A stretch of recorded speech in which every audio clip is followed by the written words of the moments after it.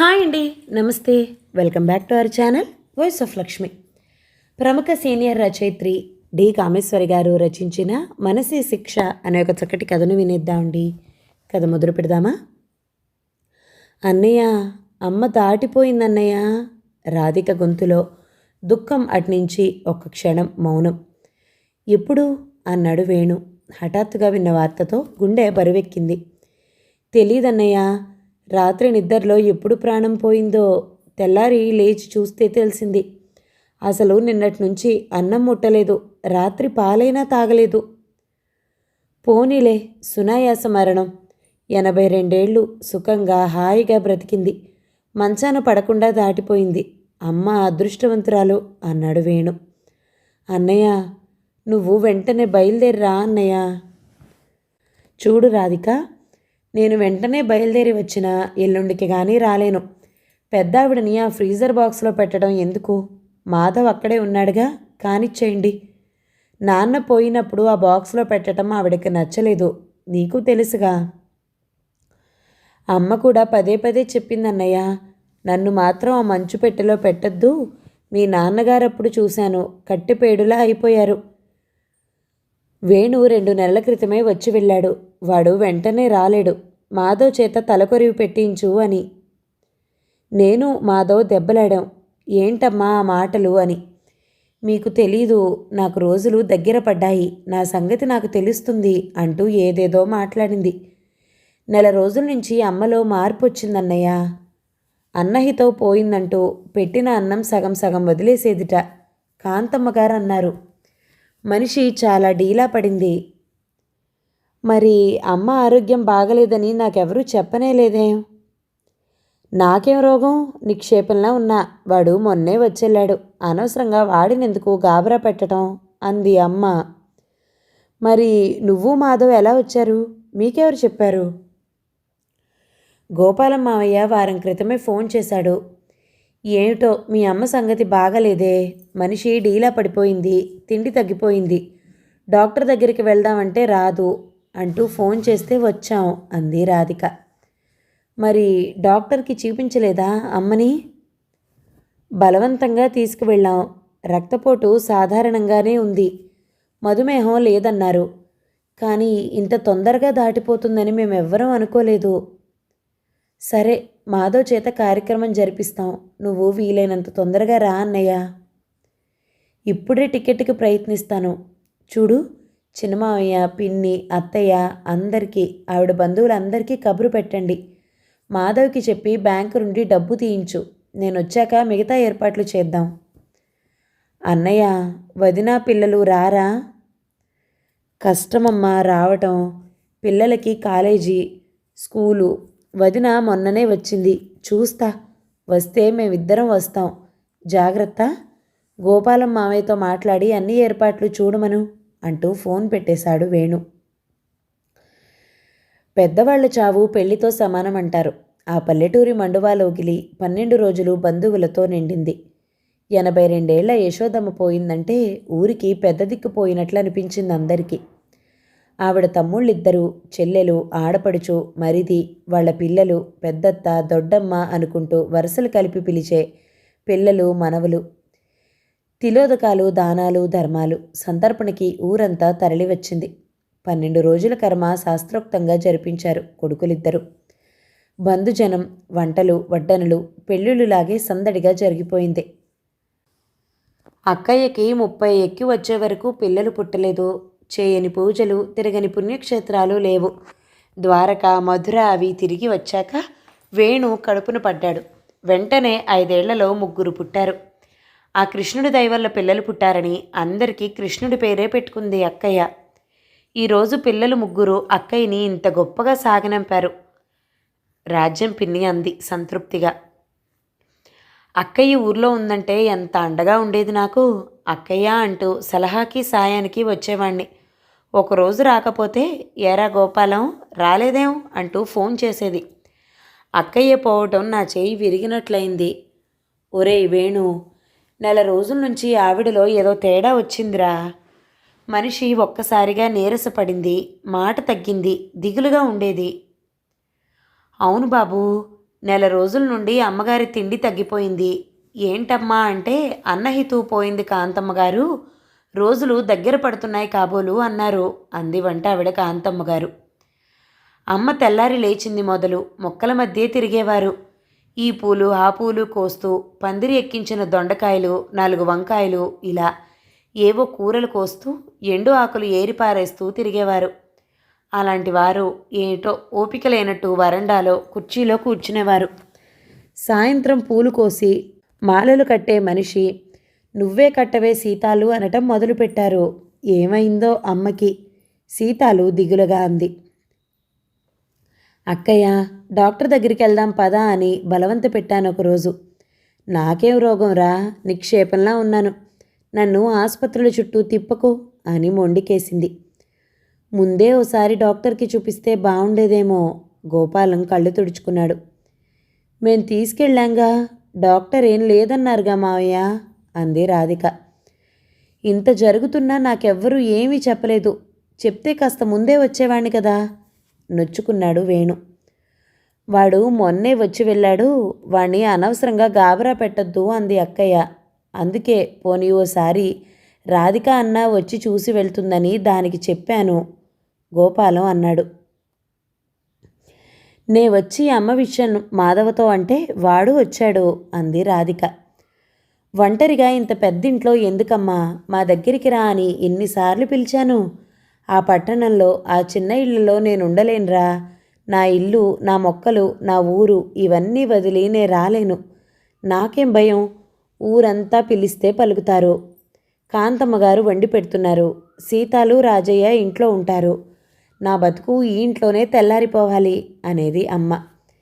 ఎంతో ధైర్యంగా నాన్న పోయాక అన్నీ చక్కపెట్టుకునేది.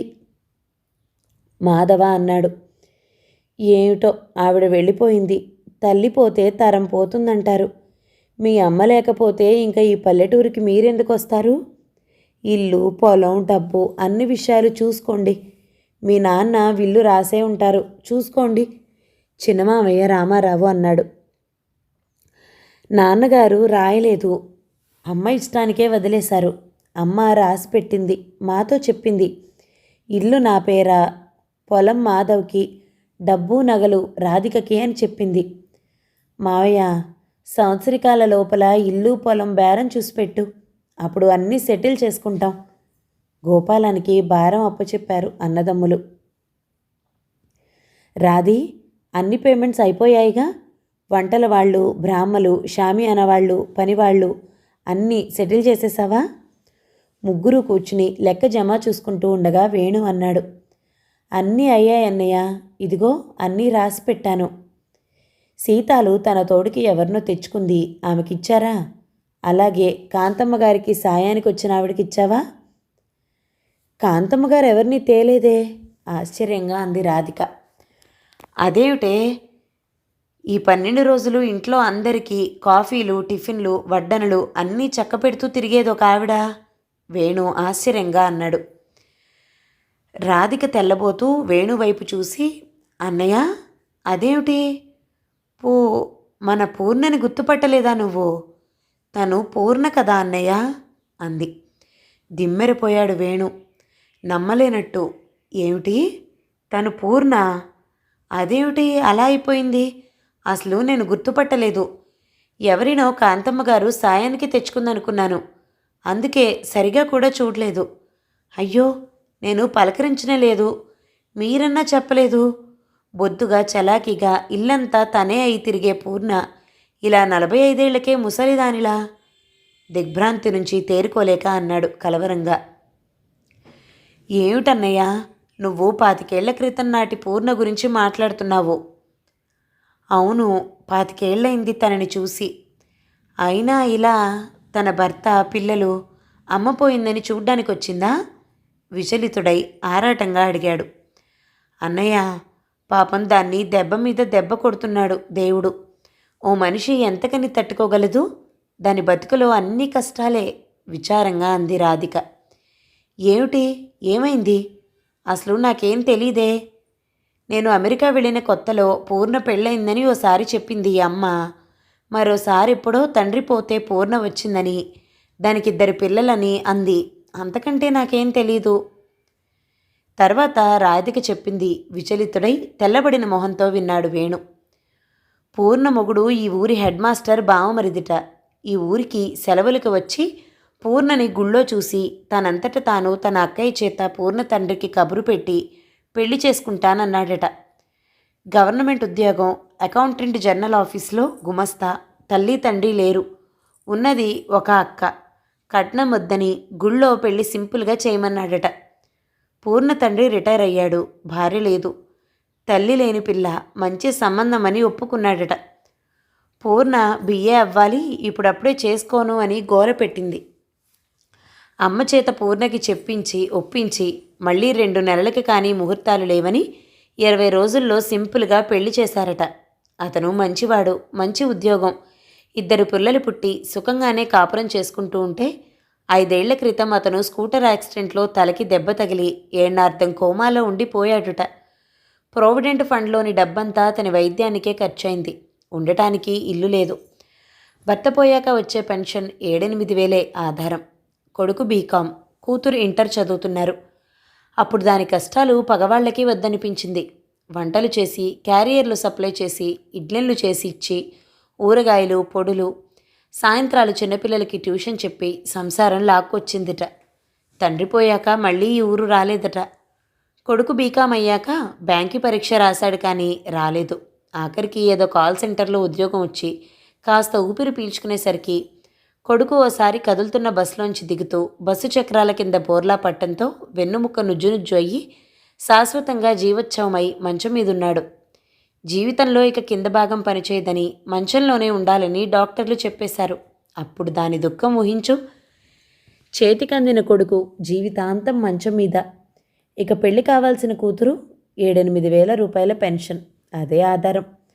కూతురు బీఈడీ పాస్ అయింది. ఆఖరికి ఈ ఊర్లో హై స్కూల్లో ఉద్యోగం దొరికిందట. అందుకే ఈ ఊరొచ్చారు. ఏదో చిన్న ఇంట్లో అద్దెకి ఉంది. అమ్మ పోయాక ఈ 10 రోజులు ఎంత చాకిరీ చేసిందో అది.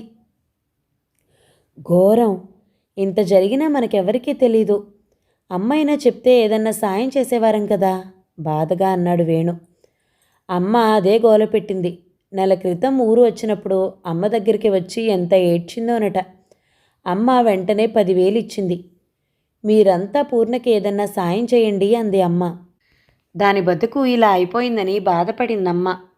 మన ఇంట్లో పెరిగిన పిల్ల, ఎలాంటి పిల్ల ఎలా అయింది, దానికి ఏదన్నా చెయ్యాలి నేను అంది అమ్మ బాధపడుతూ. తప్పకుండా చేస్తాను. కొడుకు వైద్యానికి డబ్బు కావాలంటే ఇస్తాను. దాంతో మాట్లాడతాను. రేపు వెళ్ళి చూస్తాను వ్యాకులపాటుతో అన్నాడు వేణు. ఆ రాత్రి నిద్ర కరువైంది వేణుకి. కళ్ళ ముందు పాత పూర్ణ, ఈనాటి పూర్ణ పక్కపక్కన కనిపించి మనసంతా వేదనతో నిండింది. పూర్ణతో 20 ఏళ్ల అనుబంధం. పక్కపక్క ఇళ్ళు. ఒక్క మాటలో చెప్పాలంటే శరత్ బాపు, దేవదాసు, పార్వతి, పరిణిత, లలిత, శేఖర్ల లాంటిది. గొప్పింటి హీరో, లేనింటి హీరోయిన్ అయిన 2 కుటుంబాల సాన్నిహిత్యం. తను, మాధవ్, రాధిక, పూర్ణ నలుగురు కలిసి ఓ ఇంటి పిల్లల్లాగా పెరిగారు. పూర్ణ పుట్టింది మొదలు. గౌన్లు, పరికిని, ఓణి, చీర ఇలా తన కళ్ళ ముందే పెరిగింది. అందరికంటే చిన్నది. బుజ్జి కుక్కపిల్లల వెంట వెంట తిరిగేది. చిన్నప్పుడు దానిమీద అథారిటీ చేసి పనులు చేయించుకునేవాడు, ఏడిపించేవాడు. అత్తయ్య, బావ చూడు అంటూ ఏడుస్తూ ఫిర్యాదులు చేసేది. అమ్మ వాళ్ళ అమ్మమ్మ, పూర్ణ ముత్తాత అన్న చెల్లెళ్ళట. ఆ చుట్టరికంతో ఆయన అమ్మని అక్కయ్య అనేవాడు. అలాగే పూర్ణ కూడా బావా అంటూ వరుస కలిపి పిలిచేది. కాస్త పెద్దయిన దగ్గర నుంచి అమ్మ వెనక వెనక తిరిగి పనులు చేసేది. దానికి 10 ఏళ్ల వయసున్నప్పుడు తల్లిపోతే అమ్మే తల్లయింది. దువ్వెన పట్టుకు వచ్చి అత్తయ్య జడవేయి అనేది. రాధికతో పాటు దాన్ని మరో ఆడపిల్ల అనుకునేది అమ్మ. పూర్ణకి తనంటే పిచ్చి అభిమానం, హీరో వర్షిప్. బావా అంటూ సంబరంగా ఇది అది చెప్తూ ఉంటే కసురుకునేవాడు. చిన్నబుచ్చుకుని వెళ్ళిపోయేది. ఆ ఊర్లో హై స్కూల్ చదువు అయ్యాక విజయవాడ కాలేజీలో చదవడానికి ఒకరి తర్వాత ఒకరుగా 3 వెళ్ళిపోయారు. తను, తమ్ముడు, చెల్లెలు. పూర్ణ రానంది. ప్రైవేట్గా ఇంటరు బిఏ చదువుతానంది. దానికి చదువు మీద లేదమ్మా. ఎంతసేపు నవలలు, పత్రికలు చదువుతూ నీ వెంటే కూరలు తరుగుతూ, పచ్చళ్ళు రుబ్బుతూ, పూలు కోసి మాలలు కడుగుతూ తిరగమంటే తిరుగుతుంది అని వెక్కిరిస్తే పౌరుషంగా, చూడు నీ ఇంజనీరింగ్ అయ్యేలోగా బిఏ పాస్ అవ్వకపోతే అంది. పోవే, శరత్ బాబు నవలలు ప్రేమ కథలు చదువుకుంటూ కలలు కను. అమ్మా, ఇది పల్లెటూరు అమ్మాయి, ఓ పొలం ఉన్న ఆసామికి ఇచ్చి చేస్తే సరిపోతుంది అంటూ ఇంటర్ పూర్తయ్యి సెలవులకి వచ్చినప్పుడు తెగ ఏడిపించాడు తను. ఇలాగే ఏడిపించు. లలిత శేఖర మెడలో దండ వేసేసింది చూడు ఓ రోజు, నేను అలా చేస్తాను, అప్పుడు చచ్చినట్లు నన్ను పెళ్ళాడతావు కోపంగా అంది. అమ్మ బాబోయ్, మనసులో పెద్ద కోరికలే ఉన్నట్లున్నాయి. అలాంటి పప్పులు నా దగ్గర కావు. ఆ కాలం సెంటిమెంట్లు ఇప్పుడు పనిచేయవు. అలాంటి ఆశలేం పెట్టుకోకు. నేను అమెరికా వెళ్ళి చదువయ్యాక ఉద్యోగం చేసే అమ్మాయిని పెళ్ళాడతాను. నీలాంటి పల్లెటూరు బయటను పెళ్ళాడతానా? కాలర్ ఎగరేసి గర్వంగా అంటూ ఏడిపించాడు తను. వద్దన్నవాడి వెంటపడే కర్మ నీకేమిటే? బంగారం లాంటి సంబంధం తెచ్చి నీ పెళ్ళి నే చేస్తాను, అమ్మ నవ్వుతూ ఓదార్చింది. అలా చిన్నప్పుడు చిలిపి తగాదాలతో ఓ చోట పెరిగిన వాళ్ళు తామిద్దరూ. రాధికలాగానే ఇంట్లో పెరిగిన పిల్ల పూర్ణ, చెల్లెలుగా పెరిగిన పిల్ల అంటూనే చెయ్యరాని పనిచేసిన ఆ రోజు ఏ భూతం ఆవహించిందో తనను. ఇంజనీరింగ్ అయ్యి పరీక్షలు రాసి అమెరికా వెళ్లే ప్రయత్నంలో మర్నాడు వీసాకి మద్రాసు వెళ్లవలసి ఉండటంతో తనను వదిలి అంతా పిన్ని కూతురు పెళ్లికి వైజాగ్ వెళ్లారు. తన భోజనం సంగతి పూర్ణకు అప్పచెప్పి వెళ్ళింది అమ్మ. మనసులో ఏ కోసానా అలాంటి భావం లేదు, ఏ పాడు ఆలోచన లేదు. ఇప్పటికీ ఆ రోజు ఎందుకలా జరిగిందో తనకే అర్థం కాదు. పూర్ణ వంటింట్లో స్టవ్ దగ్గర నిలబడి ఏదో చేస్తుంది. ఊరికే వెనక నుంచి హఠాత్తుగా వెళ్ళి దాన్ని పట్టుకుని భయపెట్టాలని వెళ్ళి దాని నడుం చుట్టూ చేయి వేసి బిగించాడు తను. కెవ్వున అరవ్వబోయి వెనక్కి తిరిగిన పూర్ణ తనను ఆశ్చర్యంగా చూసింది తప్ప వదిలించుకునే ప్రయత్నం చేయలేదు. ఏకాంతం, 22 యువరక్తం, మనసులో చెడు ఆలోచన లేకపోయినా శరీరం దాని పని అది చేసుకుపోయింది. పూర్ణ తలంటు పోసుకున్న జడలోని జాజుల వాసన ఏదో మత్తు కలిగించి తన చేతులు మరింత బిగిశాయి. పూర్ణ గువ్వలా వదిగిపోయింది. ఇద్దరికీ ఏమైందో పరిసరాలు మర్చిపోయారు. జరగరానిది జరిగాక తెలివి తెచ్చుకుని పడక గదిలో నుంచి పారిపోయింది పూర్ణ. భయంతో చెమటలు పట్టాయి తనకి. పూర్ణ అమ్మకి వాళ్ళ నాన్నకి చెప్తుందేమో. ఇంట్లో వాళ్ళకి మొహం ఎలా చూపాలి? ఆ రాత్రి గదిలో నుంచి బయటికి రాలేదు. సీతాలు వచ్చి భోజనం చేయమన్నా చేయలేదు. తెల్లారి బస్సుకు వెళ్లే ముందు రాత్రి చేసిన వెధవ పని చాలక ఎందుకు చేశాడో తెలియకుండా ఓ 1000 రూపాయలు పూర్ణకిమ్మని పని మనిషితో పంపాడు. అంతే. 5 నిమిషాలలో పూర్ణ విసవిసా వచ్చి కోపంగా చూసి ఆ డబ్బు తన మీద విసిరి వెళ్ళిపోయింది. అంతే. అదే ఆఖరిసారి పూర్ణని చూడటం. వీసా వచ్చాక వారం రోజుల్లోనే అమెరికా ప్రయాణం ఉండటంతో మళ్ళీ వెనక్కి రాకుండా అమ్మా నాన్న సామానుతో వచ్చి వీడ్కోలు చెప్పారు. ఆ తర్వాత నెల రోజులకి అమ్మ ఫోన్ చేసి పూర్ణ పెళ్ళయిందని చెప్తే నిశ్చింతగా నిట్టూర్చాడు. తను భయపడ్డట్టు ఎవరితో పూర్ణ చెప్పనందుకు నిశ్చింతగా అనిపించింది. రాత్రంతా ఆలోచించి తను తీసుకున్న నిర్ణయం ఉదయం ముగ్గురు కూర్చుని కాఫీ తాగుతూ ఉండగా చెప్పాడు వేణు. కాస్త ఆశ్చర్యంగా చూశారు మాధవ్, రాధిక. మొత్తం ఇల్లు నీ వాటా అంతా ఇచ్చేయటం ఎందుకు? కావలిస్తే డబ్బు సాయం చెయ్యి అన్నారు. ఈ పల్లెటూరులో ఈ పాత ఇల్లు నేనేం చేసుకోను? అమ్మితే మహా అయితే ఏ 2-3 లక్షలు వస్తుందో. డబ్బు కంటే దానికో నీడ దొరికితే మేలు. ఉండటానికి ఇల్లుంటే ఆ పెన్షన్ డబ్బుల ఆసరాతో కాస్త బ్రతకడానికి వీలుంటుంది. ఇంకా కూతురు పెళ్ళి, కొడుకు రోగం ఖర్చు, ఇల్లన్నా ఉంటే ఆధారం ఉంటుంది కదా. ఈ 2-3 లక్షలు నాకు పెద్దగా అవసరం లేదు అన్నాడు వేణు. తర్వాత తనే, రాధిక ఓసారి అమ్మ వీలునామా కాగితాలు తీసుకురా, గోపాలం మామయ్యకిచ్చి ఇల్లు పూర్ణ పేరు రిజిస్టర్ చేయించమంటాను అన్నాడు. రాధిక లోపల నుంచి కాగితాలు తీసుకొచ్చి చదువుతూ, ఇదేంటన్నయ్య, అమ్మ మళ్ళీ కొత్త వీలునామా రాసినట్లుందే, అదే ఇది చూడు. అమ్మ ఈ ఇల్లు పూర్ణ కొడుకు మురళీ పేర రాసి పూర్ణ కస్టడీలో పెట్టినట్లు రాసిందే. వాటిని చూసి తెల్లబోయారు ముగ్గురు. పొలం మాధవ్కి, డబ్బు నగలు రాధికకి. ఆ విషయంలో మార్పు లేదు. నా పెద్ద కొడుకు అమెరికాలో బాగా సంపాదించుకుంటున్నాడు. వాడికి ఈ ఇల్లు అమ్మిన డబ్బు పెద్ద మొత్తం కాదు. కష్టాల్లో ఉన్న ఈ ఇంట్లో పెరిగిన పూర్ణకి ఆసరాగా ఉంటుందని ఇలా రాసా అని కూడా చేర్చింది. ఇది అమలు జరిగేటట్టు చూడవలసిన బాధ్యత వేణుది. మనసులో ఆశ్చర్యపడుతూనే, పోనీలే, నేను చేయాలనుకున్న పని అమ్మే చేసింది. అమ్మ ఆలోచన సరైందే. వేణు మనస్ఫూర్తిగానే అన్నాడు. అన్నయ్య, బొత్తిగా నీకేం లేకుండా పోనీ సగం పొలం తీసుకో, మాధవ్ ఇబ్బందిగా అన్నాడు. పర్వాలేదు మాధవ్, నీది ఇండియా సంపాదన, నాది డాలర్ల సంపాదన. అమ్మ అలా రాయకముందే నేనే ఇస్తానన్నాగా. రాధి, ఓసారి వెళ్ళి పూర్ణని కొడుకుని చూసొద్దాం, విల్లు కాగితాలు ఇచ్చొద్దాం. స్నానం అయ్యాక వెళ్దామా? నేను మాధవన్నయ్య వెళ్ళి చూసొచ్చాం, నువ్వెళ్ళు. ఇంట్లో సామాన్లు అవి సర్దించాలి కదా, బోలెడు పనుంది, నువ్వెళ్ళిరా అన్నయ్య అంది రాధిక. తలుపు తీసిన పూర్ణ కళ్ళలో వెలుగు. సారీ పూర్ణ, క్షమించు, నిన్న అసలు గుర్తుపట్టలేదు, ఎవరో అనుకుని పలకరించలేదు, నీకు క్షమాపణ చెప్పాలని వచ్చాను. పూర్ణ జీవం లేని నవ్వు నవ్వింది. గుర్తుపట్టలేకపోవటం నీ తప్పు కాదులే, రా లోపలికి అంది. చిన్న పెంకుటింట్లో ఓవైపు భాగం, 2 చిన్న గదులు, పంచదించిన వంటిల్లు. రెండో గదిలో మంచం మీద జీవోత్సవంలా పడి ఉన్న చిక్కి శల్యమైన ఆకారం. 2 నిమిషాలు అటు చూసి, పూర్ణ, ఇంత జరిగినా మాకెవ్వరికీ చెప్పాలనిపించలేదా? ఇంతమంది ఉన్నాం, మేమెవ్వరం సాయం చేయమనుకున్నావా? ఇన్ని బాధలు పడ్డావు. నీ భర్త, నీ కొడుకు సంగతి విన్నాను. నిన్న రాధికి చెప్పే వరకు నాకే సంగతులు తెలియవు పూర్ణ. నీ కష్టం తీర్చలేకపోయినా కనీసం కాస్త డబ్బు సాయమన్నా చేసేవాళ్ళం కదా ఆవేదనగా అన్నాడు వేణు. ఎవరైనా ఎన్నిసార్లు సాయం చేస్తారు? దినదినగండమైన బతుకుతున్నాను వాడిని చూస్తూ. వాడు నడవలేని జీవోత్సవం, నేను నడిచే జీవోత్సవాన్ని బావా అంది గొంతు రుద్ధమై బొటబొట కన్నీరు కారుస్తూ. చూడు బావా, ఆ మంచంలో పడి ఈగవాలినా తోలుకోలేని స్థితిలో వాణ్ణి చూస్తూ నేను, అమ్మా నాకింత విషం ఇచ్చి పుణ్యం కట్టుకో, ఇన్ని స్లీపింగ్ పిల్స్ ఇయ్యమ్మా, నీకు దండం పెడతాను అని ఏడుస్తాడు. వాడి బాధ చూడలేక ఒక్కోసారి వాణ్ణి నరకం నుంచి విముక్తుణ్ణి చేయాలనుకుంటాను, చూస్తూ చేయలేకపోతున్నాను. ఈ నరకం పగవాళ్ళకి వద్దు. నోటికి కొంగు అడ్డు పెట్టుకుని వెక్కి వెక్కి ఏడుస్తున్న పూర్ణని నిస్సహాయంగా చూసి కళ్ళు నీళ్లతో నిండగా, పూర్ణ ప్లీజ్ ఏడవకు, నేను ఎంత ఖర్చైనా భరిస్తాను. హైదరాబాద్ తీసుకెళ్ళి వైద్యం చేయించు, ఆపరేషన్ చేయిస్తే బాగవుతుందేమో. లాభం లేదు బావా, వెన్నుముక నుజ్జయింది, ఆపరేషన్ చేసినా ప్రయోజనం ఉండదన్నారు డాక్టర్లు.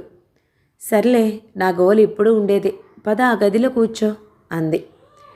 మీ అమ్మాయి స్కూల్కి వెళ్ళిందా? ఏది తప్పినా బ్రతికి ఇచ్చాలి కదా, నా పెన్షన్ దాని జీతంతో బతికి ఈడుస్తున్నాం.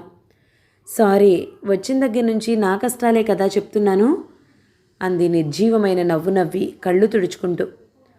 చూడు పూర్ణ, నీ దుఃఖం ఏ విధంగానూ తీర్చలేను, కానీ కాస్త నీకు ఆధారంగా బతకడానికి ఆసరాగా ఉంటుందని మన ఇల్లు నీ కొడుకు పేర రాసింది అమ్మ.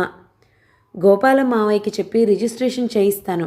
మేము వెళ్ళాక మన ఇంట్లో ఉండు, కనీసం అద్దన్నా తగ్గుతుంది. ఇవిగో కాగితాలు, కాదనకుండా తీసుకో. ఆ రోజుల నా మొహాన విసురుకు, ఇది అమ్మిచ్చింది అన్నాడు. పూర్ణ సూటిగా వేణు కళ్ళలోకి చూసి కాగితాలు అందుకుంటూ, ఆ రోజు నా అభిమానానికి వెలకట్టావన్న కోపం బాధతో తీసుకోలేదు. ఈరోజు అమ్మే కాదు, నువ్విచ్చినా తీసుకుంటాను.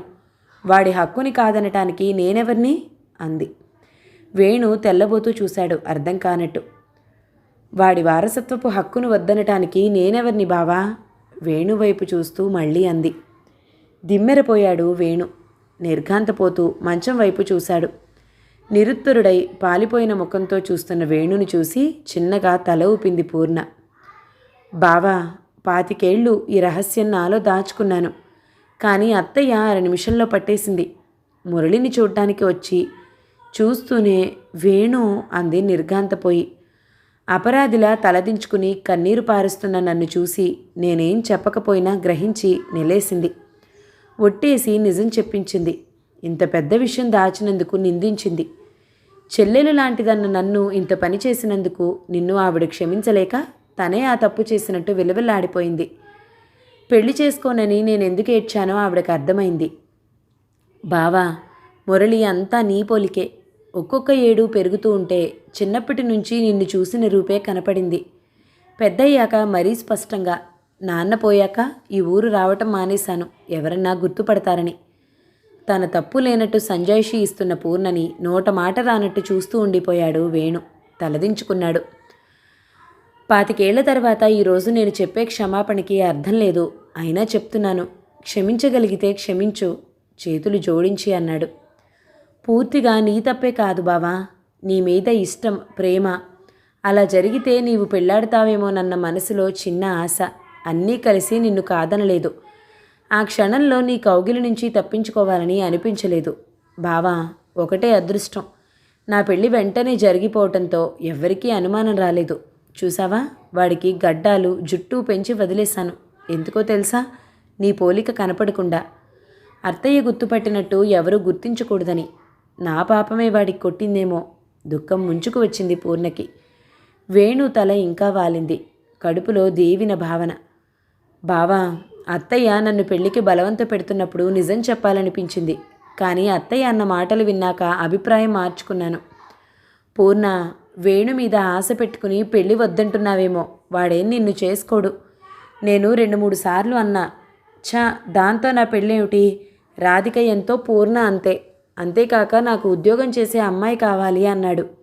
అంచేత ఈ పెళ్లి కాదనుకు. అతనంతటా అతను కట్నం వద్దని చేసుకుంటానన్నాడు అని ఒప్పించింది. బలవంతంగా నీ జీవితంలోకి రావటం ఇష్టం లేక పెళ్లికి ఒప్పుకున్నాను. ఆయన దేవుడు. నన్ను ప్రేమగా చూసుకున్నారు. కానీ దురదృష్టం నాది అంటూ కళ్ళు తుడుచుకుంది. నిర్జీవంగా లేచి బయటికి నడిచాడు వేణు. తన అపరాధాన్ని పూర్ణకు సాయం చేసి కడుక్కోవాలనుకుంటే ఆ అవకాశం అమ్మ ఇవ్వలేదు. పూర్ణ క్షమించినా అమ్మ క్షమించలేదు. అందుకే తన చేత తలకొరివి పెట్టించుకోలేదు. 4 రోజుల నుంచి అమ్మలో వచ్చిన మార్పుకి కారణం అర్థమైంది. మళ్ళీ తన మొహం చూడదలచినట్టు అన్న ఇంత త్వరగా వెళ్ళిపోయింది.